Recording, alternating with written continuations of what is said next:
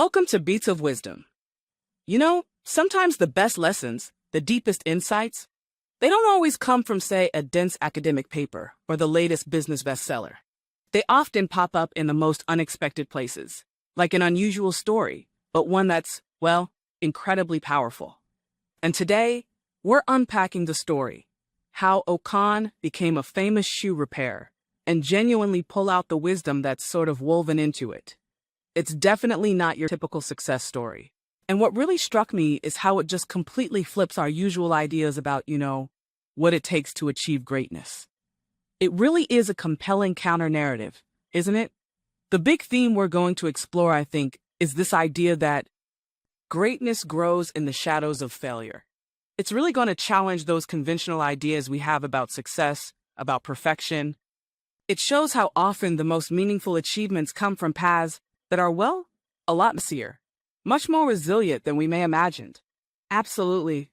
So get ready to discover how this boy completely reshaped his destiny against, frankly, incredible odds. Maybe his journey can shed some light on for your own goals. So let's set the scene. The bustling market was a symphony of sounds and smells, but one small corner was dominated by the silent, sweating struggle of Okon. He jabbed at a shoe with a needle, his brow furrowed in fierce determination. He loved shoes. He dreamed of fixing them. The reality, however, was a little stickier. His first attempts were less repair and more random acts of destruction. A group of seasoned cobblers, normally grim-faced and serious, stared, then erupted in guffaws. "Okon!" one bellowed, clutching his sides. "What for God's sake is that?" Okon, beaming despite his predicament, peeled his finger from his nose with a loud pop. "Just a few more stitches," he announced, voice bright with unfounded confidence, "and this shoe will be good as new." Okon presented his latest masterpiece to a giggling customer, a pair of female high heels. Bulging awkwardly, the customer gasped, then burst into uncontrollable anger. "Okon, what have you just done to my shoe?" she shrieked, tears in her eyes.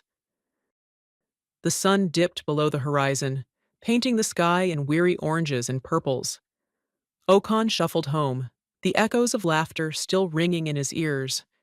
He reached for his small, worn satchel, hoping to pull out his only hammer and the precious tin of nails he'd saved his few coins for. But his fingers met only emptiness. His heart stopped. Okon fell to his knees in the dusty path, frantically searching, tears silently beginning to well up in his eyes. "My hammer! My nails! No! Not my only tools! How?" he whispered, his voice cracking. The night was cold and unforgiving. Okon, exhausted from his frantic search, and too ashamed to go home without his tools, found himself under a dusty, forgotten market stall. He curled into the smallest possible ball, trying to disappear into the shadows. Shivers racked his body, not just from the cold, but from profound loneliness. Just when the darkness threatened to swallow him whole, a gentle light flickered in Okon's mind.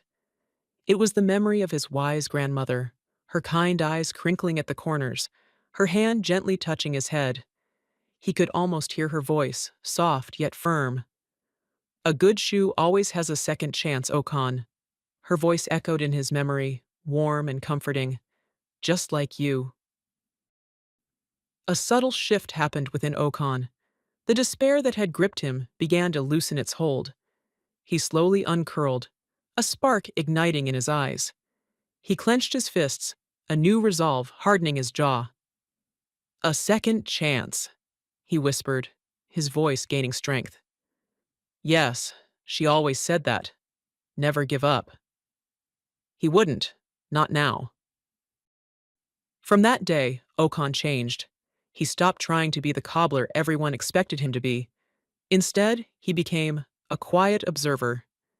He started watching a seasoned cobbler's, not trying to imitate, but to understand. "No, he pulls the thread that way. The stitch is tighter. The angle. Ah!" he'd think, soaking in every movement.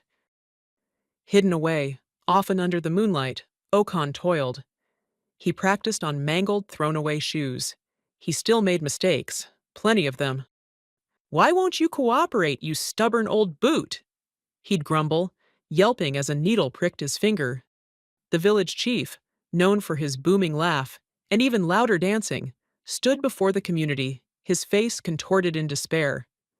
In his hands, he held his beloved ancient dancing shoes, legendary for their magical, joyous. "My dancing shoes! Ruined!"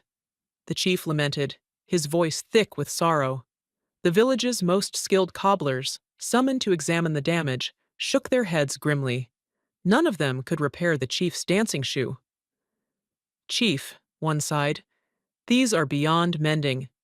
Steps, which now bore a catastrophic gaping tear. A ripple went through the crowd as Okon, a little unkempt but with eyes fixed on the chief's shoes, slowly stepped forward.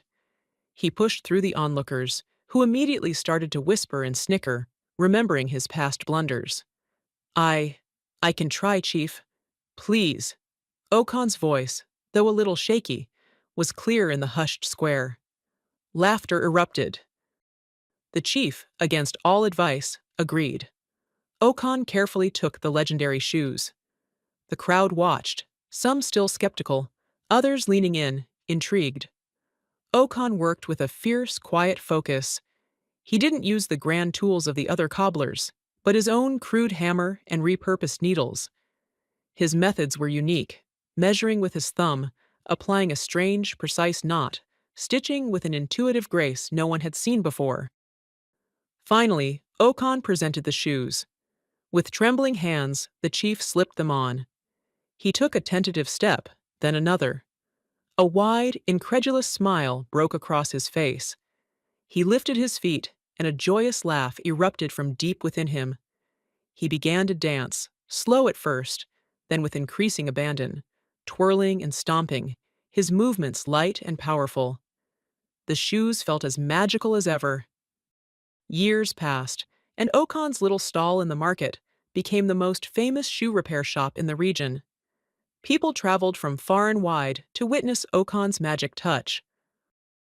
Okon grinned warmly at a satisfied customer. "Coming right up," he'd say, his voice full of warmth and confidence. "Every shoe deserves its moment to shine, and so does everyone who wears them."